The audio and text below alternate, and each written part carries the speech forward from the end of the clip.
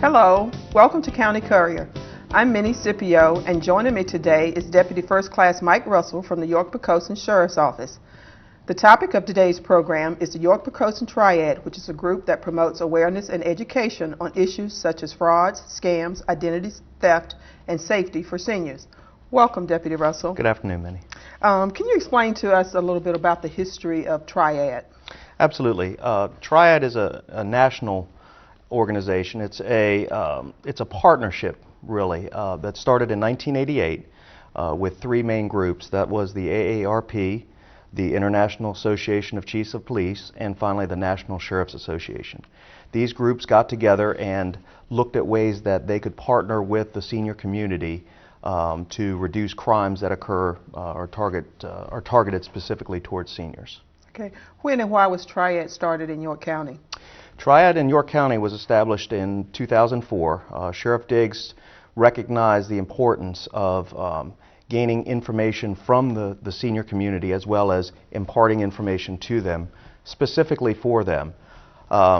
There were 6 groups that initially signed on to form the Triad. They were the AARP, the local AARP, the RSVP, which is the Retired Senior Volunteer Program, the York County Community Services Program, the Peninsula Agency on Aging, the Poquoson Police Department, and the York-Poquoson Sheriff's Office. Okay. Why was it started, though, here in York County? I mean, was there... The primary goal or mission of the York-Poquoson Triad is to give information to our seniors to reduce the risks of them becoming targets of crime. It's also, again, it's a partnership between the senior community and the groups that I just mentioned, because again, it has to be a two-way street. If there's something going on in a senior community that they're having problems with, it's a good venue for them to come to us or any member of that group to kind of let us know of problems they may be having. And conversely, if we have information that specifically addresses seniors being targeted for scams or a program that benefits seniors, it's a way for us to get the information to them. Okay, great. I know one of the first programs that Triad initiated was Project Lifesaver. Can you tell me a little bit more about what Project Lifesaver is? Absolutely. Project Lifesaver is an international program. As you said, it was one of the first programs that Triad kind of endeavored to get off the ground. It was started with a grant through the Virginia Attorney General's office that bought the initial lot of equipment. What it essentially is, if you have seniors that have Alzheimer's or children with autism, folks in our community that tend to wander. I've been in law enforcement for 15 years. I've been on several searches that haven't ended well. Because when you have a person that wanders away from home, if it's several hours before that person is noticed to be gone, they can travel many, many miles. And oftentimes children with autism tend to go towards water, and we have been on many searches where it's taken hours, even days, to try to locate these folks that have wandered.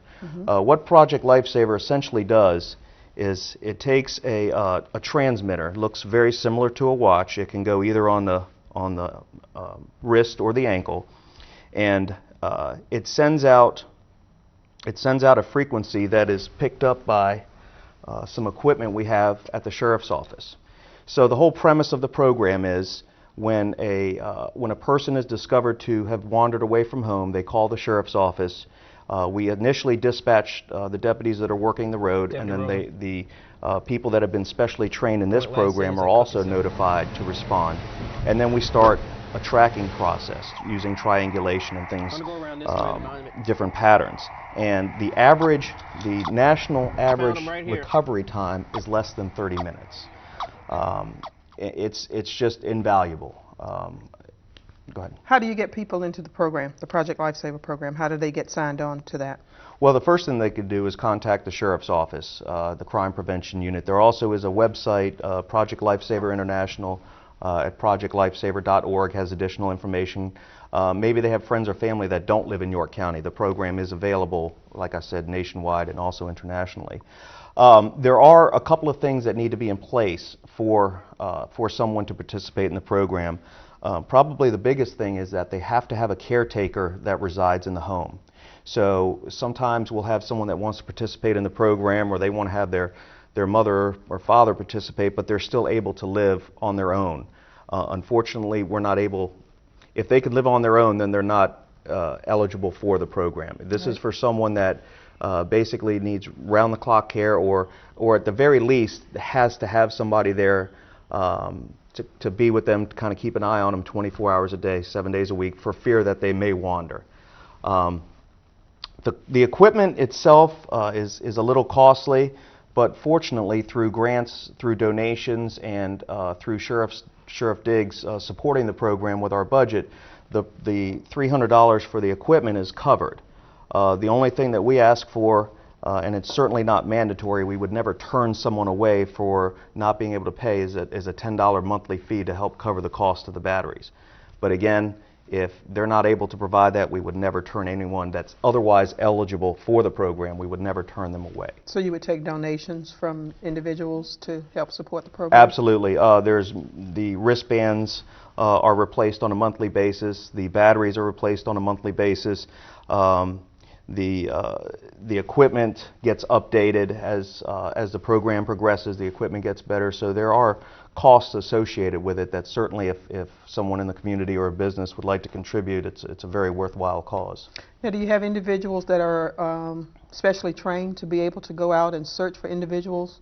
Yes, there is a training certification that you must go through, and we have 5, I believe, here at the Sheriff's Office. But even more than that, it's a regional program. So we work very closely with the Williamsburg-James City Sheriff's Office, the Williamsburg Police Department, the James City County Police Department, Newport News and Hampton Police Departments and Sheriff's Office. So if there's a search, and we can call in assets from these other jurisdictions to assist us, or if they're in need of equipment or so on and so forth. For example, in the upper end of the county, we may only have one person up there that's trained to search. Well, we would call in, if we needed to, from Williamsburg or James City County to assist us.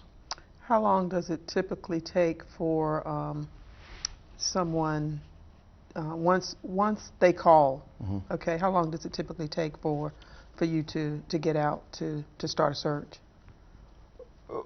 Well, the search, once the search begins, I guess is really the time that they talk about in the average time is less than 30 minutes. Typically, the first deputy would arrive on scene within maybe 5 minutes or so, depending on the other calls for service that they're responding to at the time. But once they establish that the person is in fact missing, because sometimes, to be quite honest, the person is somewhere else in the home or has wandered into the backyard and they just haven't looked. So the initial deputy will do a cursory search of the house to make sure, in fact, that the person, because sometimes the caretaker might not be very mobile. Right. So they go through the house, make sure that the client is not in the house. At the same time, as soon as they find out that this person is on the Project Lifesaver program, they will have the dispatchers start calling those of us that are certified in tracking and start getting us, because we may be at home with our families or what have you. So we'll start getting ready and coming down. I'd say probably from the initial call till the start of the search, maybe 15, 20 minutes, something like that. And then again, the national average is 30 minutes. And I've been on searches that have lasted days looking for people that weren't part of this program. Right. Okay. Sounds like a very worthwhile project. It is. It's one of those things that it's unfortunate we have to have, but it's a wonderful sense of security for the individual themselves, obviously, but also for the caregivers. Another program initiated through the York-Poquoson Triad is the Lookout Lockout program. Explain what that entails. Sure. We found in talking to seniors that some of them have a habit of, if their doorbell rings or someone knocks on their door, they have a habit of opening that door to find out who's there.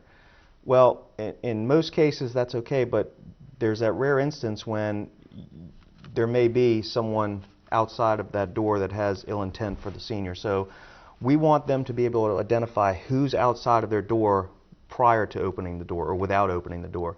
And unfortunately, a lot of those existing peepholes are too high for some seniors to use. So in 2008, the Yorktown Triad applied for a grant through the Virginia Attorney General's office to start this program called Operation Lookout Lockout. And what it does is it takes doorscope viewers and places it in, we place them on the front door of the homes of seniors, really at their height, so they can actually use it, because if it's 2 feet above where they are, it's not going to do them any good. And it's a kind of a panoramic view of their front porch, or the area in front of their door. And again, this is just an aid, but it helps them to identify who's outside of their door without opening up that door and undoing the deadbolt, which basically gives away all their security. Now, we also found that there are some seniors in the county that don't have deadbolts on their exterior doors, and that is a fundamental crime prevention initiative or technique that really needs to be in place. Every exterior door needs to have a deadbolt. So part of the program is, if we have a senior that is not able to have one installed, then we will install a deadbolt for them as well as part of this program. I was really impressed at the numbers earlier when you mentioned to me the number of deadbolts and viewfinders that you have installed since this program started. Yeah, it's been very successful, mainly by word of mouth. Since February of 2008, so we're coming up on 4 years, we've installed 212 doorscope viewers into the homes of seniors and 45 deadbolts. Okay. And some other things that we do are we check the screws that go into the strike plate for the deadbolt, make sure that if it's a 1-inch screw that really doesn't provide a lot of security, we replace that with 2 to 3-inch screws. We also do a modified security survey of the home and look for other things that we can recommend to them that they can do to make their home a little bit safer. Okay, the program was initially started with a grant. How is it sustaining itself? How is it sustaining itself now? Well, this is one of the programs that, unfortunately, due to the budget the way it's been for the last several years, we haven't been able to add a line item for this particular program. So yes, it was started with a grant, but it's been sustained by donations for this whole 4 years, which is pretty amazing to have a program where people are putting back into this program, that it's really kept it going.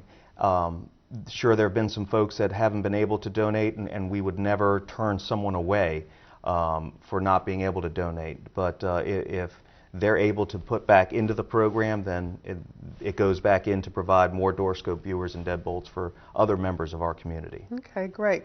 Please stay tuned. We're going to take a break, and we'll be right back.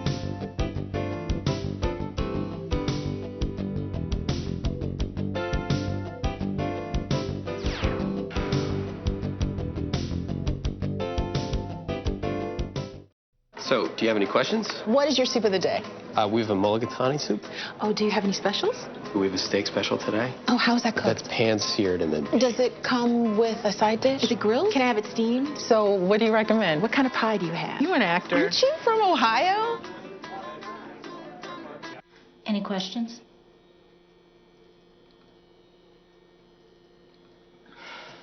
Ask questions. For the 10 questions everyone should know, go to ahrq.gov.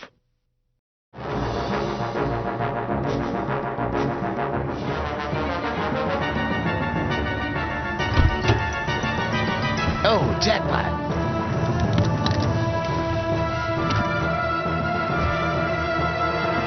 Hello, I'm Sheriff Danny Diggs.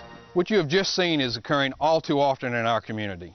Your sheriff's office is on patrol 24/7, but we can't be everywhere all the time. That's why we need your help to reduce this very preventable crime from occurring. Thefts from motor vehicles have spiked dramatically in our area and constitute the #1 reported crime. In almost every one of these incidents, thieves are checking cars for unlocked doors. Once they find an unlocked vehicle, they rummage through looking for valuables. Oh, sweet, a gun. Simply locking your vehicle doors at all times will remove this opportunity, as most thieves do not want to break glass and attract attention. Removing valuables from view will also help remove the temptation to steal. While York County remains a safe place to live and work, we should all take basic precautions to help eliminate or reduce the opportunity for crime to occur. Please feel free to contact the Sheriff's Office Crime Prevention Unit with any questions on additional ways you can help prevent crime in your community.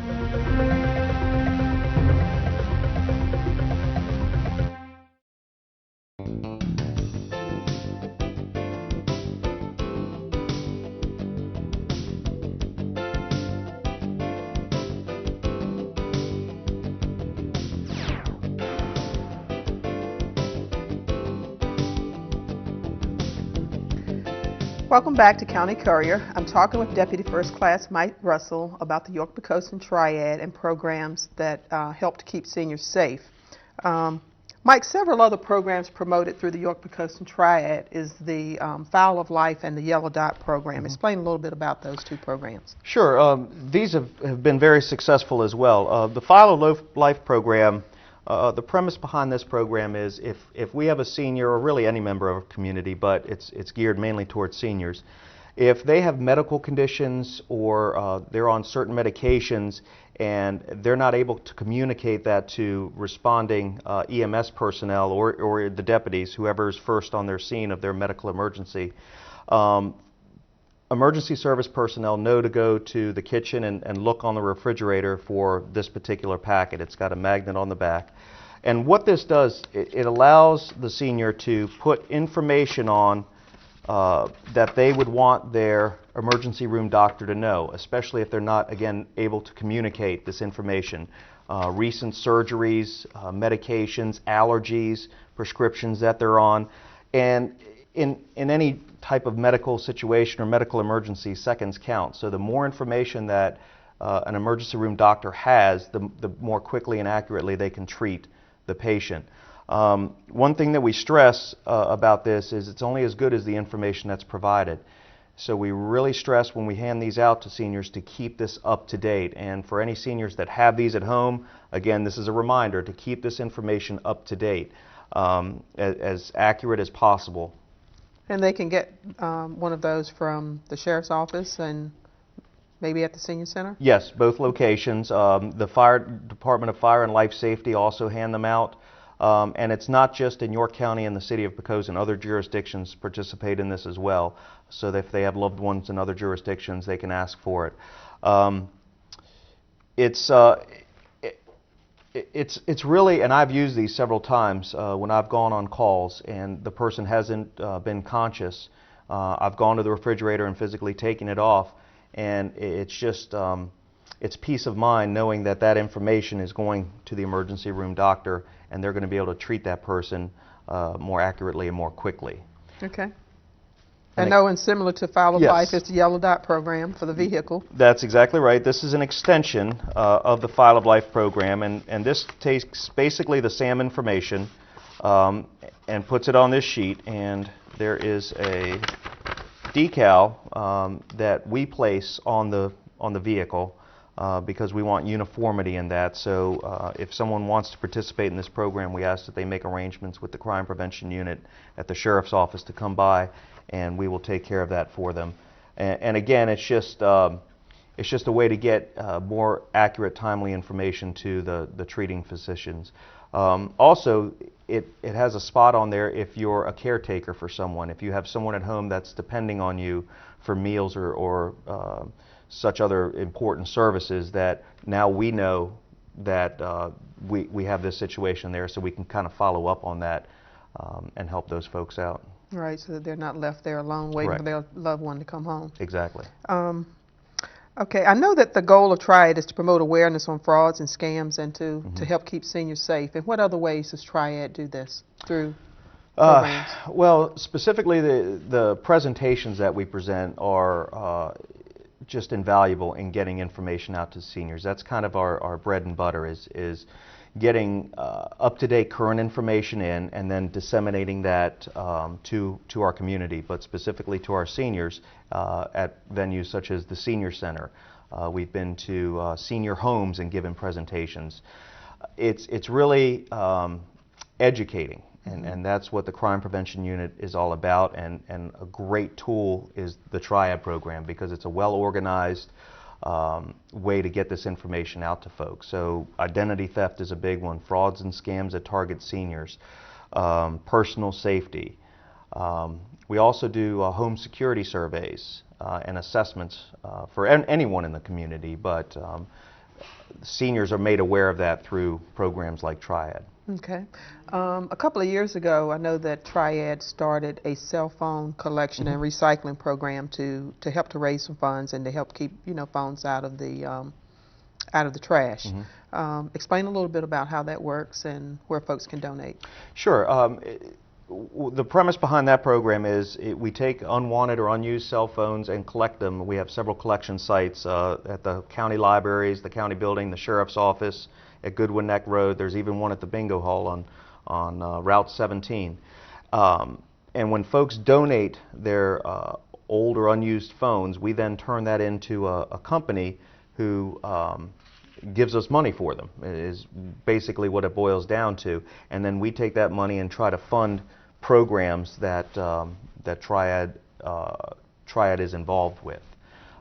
It's been very successful. It's a great way to keep, like as you mentioned, keep trash out of our landfill, especially electronics and things like that. And also, it's kind of a win-win because not only do they take those phones and refurbish them and give them to folks that victims of domestic violence or seniors that need phones for 911, but then we take in money to help support programs for Triad right here in York County and the city of Poquoson. Okay, that's great. Triad is in the developmental stage of a new program to check on vulnerable seniors who may live alone.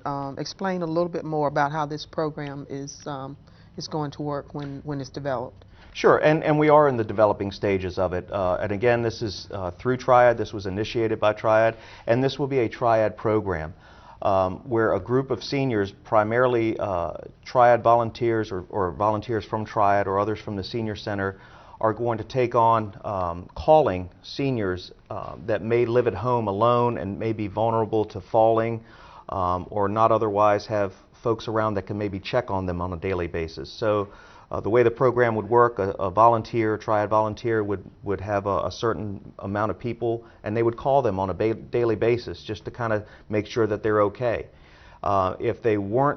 If they did not get a response on the phone, then they would try a couple of other things to see if someone can go check on them, maybe a neighbor or a family member. And then ultimately, if that is unsuccessful, then contacting the sheriff's office to do a welfare check on that person.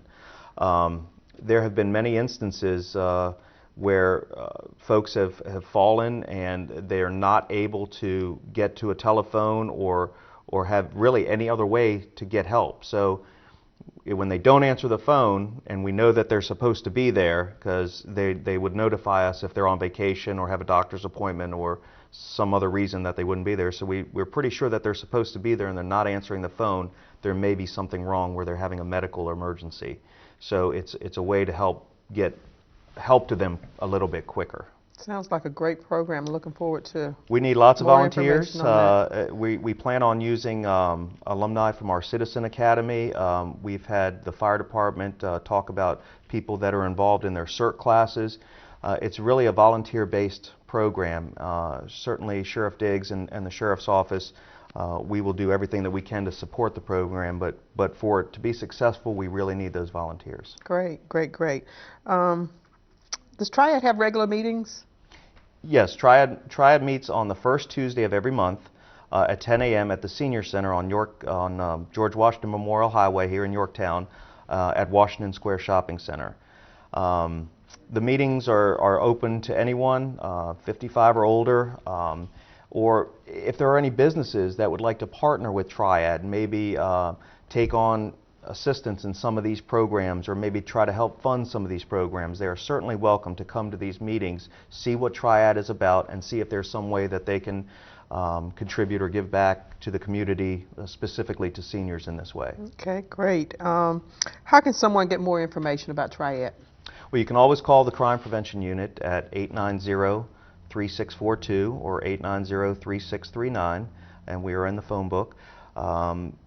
You can come by the Senior Center at any time. Their hours are posted on the web, and there's plenty of ways to get involved in the community. And this is, I think, a great way for people to get involved and to help make our community a safer place to live for seniors. Well, Deputy Russell, thank you for sharing this valuable information with us. I've enjoyed talking with you. That's our show for today. I'm Minnie Scipio. Thank you for watching County Courier.